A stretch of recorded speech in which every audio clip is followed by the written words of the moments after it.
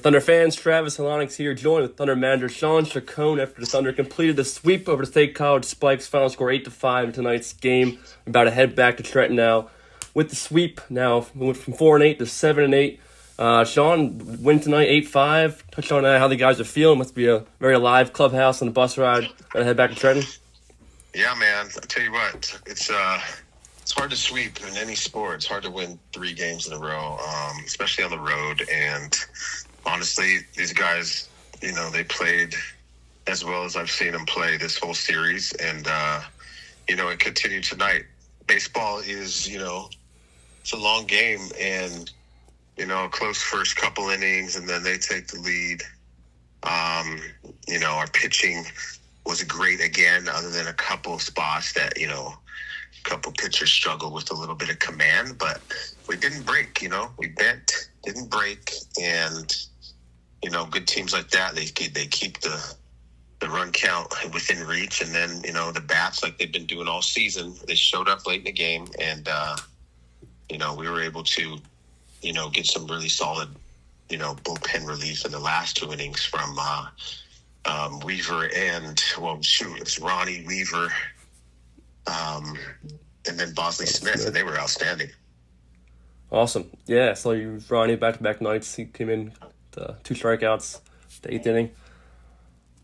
Yeah, that was huge. Knowing that Andrew only pitched, I think like 6 or 7 pitches last night. Yeah. Our idea was to use him in a situation where we could, use him for 1 or 2 hitters, since, we're able to do that in this league. And, he came in and, he did more than was expected. And, when his stuff is on, like, he's a very difficult pitcher to read and let alone hit. So he was great. Back-to-back nights. Now, most of these guys will have 2 days off, including the off day tomorrow. And then, some of them will get Tuesday off. But there's a bunch of dudes waiting to get after it. Eddie Schmink also, he pitched well. Yeah. He came in relief too. And the weather was warm, man. It was warm and sticky. So, I just give credit to the dudes, to the guys for, being mature, handling everything that comes at them and staying in the game, and giving us a chance to win, which, we were able to do. How about the new guy, Joe Ariola, starter, 3 innings? Tell you what, we didn't know much about him other than he, was a pitcher, to be honest. And I talked to him a few times. Obviously, we knew that he had to have stuff, as far as, his repertoire. But, man, I'll tell you what, he exceeded any expectation I had. His stuff was electric. His breaking ball was really good. He seemed like he has a lot of polish and poise on the mound up there. So, he gave us a boost, and from there, hopefully, he picks up another start or 2, barring any crazy weather stuff, and we'll get to see him improve as well. Awesome, yeah. Just telling the fans, the left-hander right from Wake Forest. So good to have him on the team. Oh, yeah. Yeah. Left-hander for Wake Forest. He's I think he's a Queens kid or somewhere in New York. So, he's got that East Coast attitude about him, which I like to see on the mound. Awesome. Now, see, hits here is 12-1. You guys, Thunder, hits category. They scored 5 runs, I think off some errors, wild pitches, sack flies in there. Then they scored 3 runs, spot in the 5th, take the lead. But then you guys responded, fought back with the 5-run 6th inning there to go ahead. Yeah. So, like I said, baseball's, you're going to have innings where, there's errors, walks, other team hits, other team capitalizes and executes, and that's what they did. They didn't have a lot of hits, but when they got runners in scoring position or they got runners on base, they were getting them in, whether it be through stealing bases or, a bunt here and there, capitalizing on our pitchers, being a little bit wild at times. So, again, when you're limiting that and you're not giving up big hits, back-to-back hits, doubles, those are momentum, stealers. So, we just try to remind the guys, you're going to give up some runs, but keep it to a minimum. And it really does keep, the momentum at an even level. Yeah, see, the 6th inning, you had guys, Whitley came up, tried to get him up on a single. Hooley with the 2-run double to go ahead. Juju, base hit as well. Run. I mean, it's the same. It's the usual suspects, Travis. I mean, we're talking about the same players every night, and rightfully so, because they're good, and in crunch time, that's when they really start to shine. So, again, I sound like a broken record, but they are ready to play the game from start to finish. The most impressive part is that when we get down, nobody changes, nobody's up, nobody's down.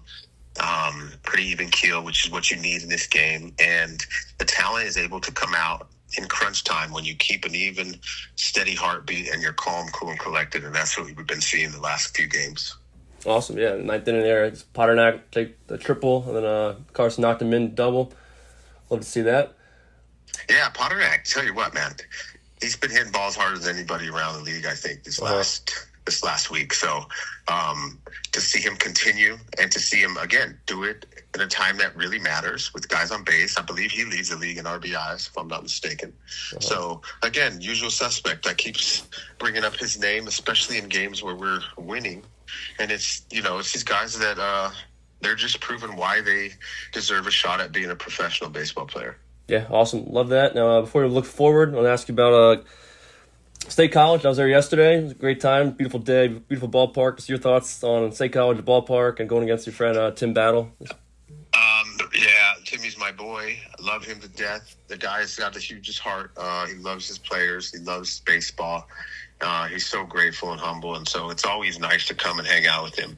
As far as the stadium goes, I mean, I don't know if you can top the view out here at State College Baseball Stadium. Yeah. Looking over the mountains out here, and just the green vibe of nature out here.